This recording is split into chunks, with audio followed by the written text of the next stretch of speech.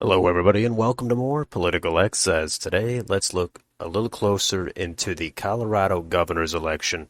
It might not be the sexiest race out there to look into, but let's do it anyway. Let's get on Ballotpedia and start with a little bit of background. Incumbent Governor Jared Polis, he is the Democrat. He is running for re-election to a second term. 4 years ago, he won his first term by over 10 points. Prior to serving as governor, he did serve 10 years in the U.S. House. And his opponent is Republican Heidi Ganahl. She serves on the University of Colorado Board of Regents. There's also a third candidate running, Danielle Neuschwanger. She tried for the Republican nomination, did not get it, so she's running on the Constitution Party ticket. So let's talk about their primaries. Well, Jared Polis was the incumbent, so he ran unopposed. The Republican side, they did have a competitive primary. Heidi Ganahl won with over 53% of the vote over Greg Lopez, who got close to 47%. Ganahl is viewed as a little bit more moderate than Greg Lopez. And if you want to compare raw vote totals for the primaries, Democrats got 432,000, Republicans got a little over 500,000. Of course, the Democrats did not have any competition, while the Republicans did. Still is interesting to see the Republicans outnumber the Democrats by a reasonable margin, but I don't think it'll really matter for the general election. So let's go down here and take a look at how this election is rated. Cook and Inside Elections have it as solid Democratic. Sabato is at likely Democratic. My own rating is safe Democratic.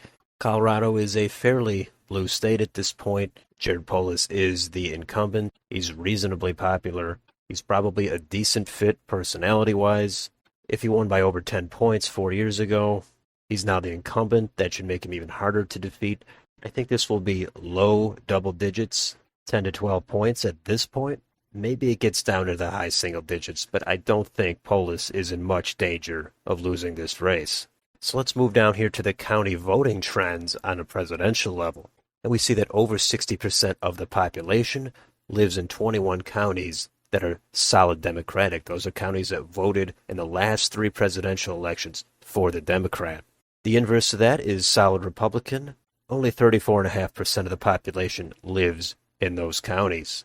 And there's not a whole lot that's trending in either direction. Colorado may be settled in to where it is politically on a county level. And some of these counties still may be trending one way or the other, but they have yet to flip on a presidential level. So if we go down and take a look at the county map, there are a lot of blue and a lot of red counties. The Democrats' strength are these counties here in and around Denver, Boulder, and Aurora. Even a county here like Pitkin County, which is where Aspen is, that voted well over 70% for Joe Biden. Most of the red counties are sparsely populated, but not all of them. They still have El Paso County with Colorado Springs. And some of these counties along the border are very deeply red. Over 80% voted for Donald Trump last time. But Democrats do have some of the more rural counties themselves.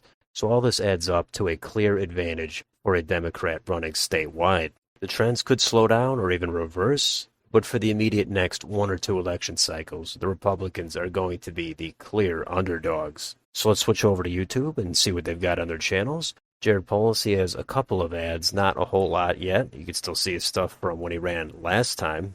I'm sure he thinks he has a fairly comfortable lead, doesn't need to do a whole lot, but there'll probably be more coming out as we get into October. Let's see what Heidi Ganahl has. She doesn't have many ads on here yet. She might be waiting to get going as well. She does have some audio clips from some radio shows she's done. But if she's going to want to make any kind of a move, she's going to have to get something going pretty soon. So how about debates? Well, there is one scheduled here for September 28th. This article talks about that debate as well as some of the other debates that may or may not be happening in Colorado. Let's switch over to Wikipedia and take a look at whatever polling we have so far. There's not that many, and there's none from this month. The most recent couple, those two are from Republican pollsters, Remington Research and Trafalgar. They both show Polis in the high 40s, Ganahl in the low 40s. The polls before that are from Democratic pollsters, and they have Polis over 50%. Heidi Ganahl is way under 40%. So we do need some new polls out. Don't think Polis is going to be under 50% in this. I think he'll be in the low to mid 50s. And Ganahl will be in the mid to high 40s. That third Constitution Party candidate will draw some Republican support. maybe a few percentage points. We'll see how that ends up turning out. Let's compare these polls to the 2018 polls. In that election, Jared Polis was over 53% of the vote. Walker Stapleton was under 43%. And again, there's not as many polls as I'd like to see. But these polls do seem to be underestimating Polis, and were close to accurate for Walker Stapleton. They all did show Polis in the lead by at least a few points. But by election day, he was probably underestimated by a few points. And last, let's take a look at predicted and see where the markets are at. And this shows Jared Polis, the Democrat, he's at 94 cents. Heidi Ganahl, the Republican, is at 7 cents. So this is very overwhelming for Polis to win this election. I don't disagree with it. There would have to be a major scandal for Jared Polis for this race to even get highly competitive. At this point, I just see Polis pretty much walking away with it by 10 points or more.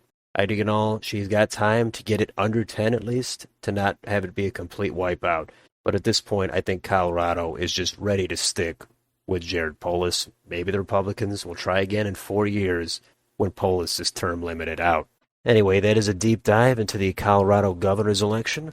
Let me know down below in the comments, are you following this race? Did I miss anything? What do you think this margin is going to be? And if you enjoy this channel, please like, share, and subscribe. Thanks for watching. I'll see you on the next video.